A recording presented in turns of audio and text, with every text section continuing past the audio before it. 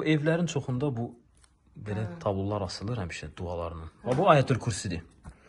Məlum məsələdir, Ayətül Kürsi təsiri qorumaq üçün və s. məlum məsələdir.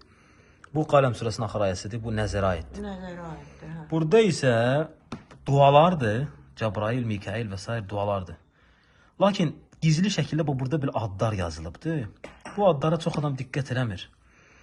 Bu adların əslinə isə baxanda məsələn, Dərviş, Sədus, Kiştit, Qitmir, bu hamısı şeytanların adlarıdır.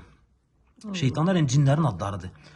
Lakin bunu yazan adam, bu Türkiyədən gəlir. Yəni, Türkiyədən də bunu düzəldən adamların çoxu güya müsəlman cinlərlə işləyən xocalardır. Lakin əslində onlar müsəlman cinlərlə işləmirlər. Onlar şeytanlarla işləyir.